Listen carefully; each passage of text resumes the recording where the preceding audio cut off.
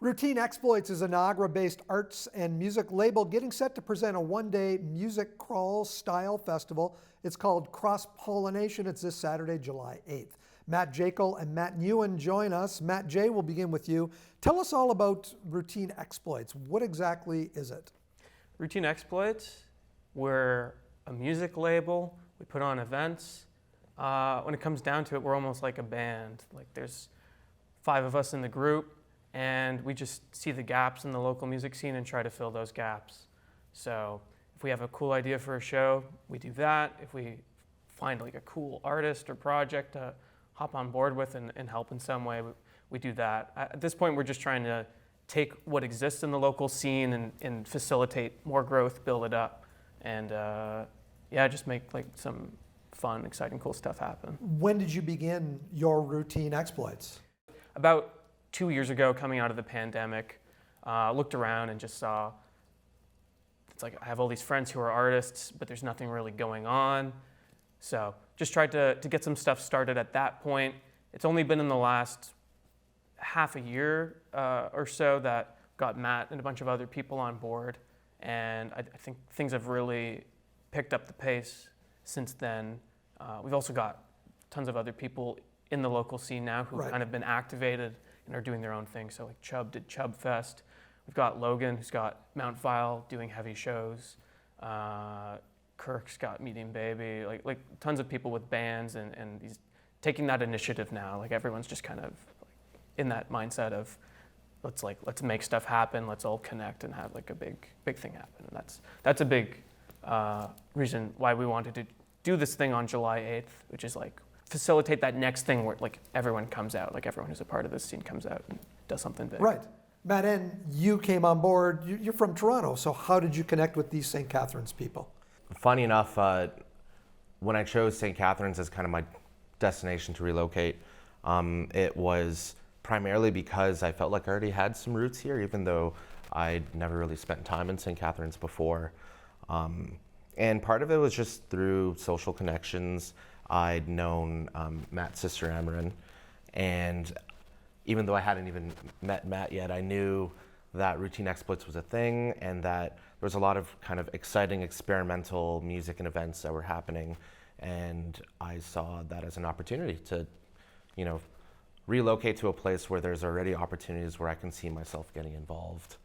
And you're a musician yourself. I am, yeah. And so is Matt J. Yeah. Matt J, tell me about Sunshine Express. That's your band? Yeah, my band Sunshine Express. I sing, play guitar in the group. We've got Jess on the sampler, Aiden plays bass, currently got Justin on the drums.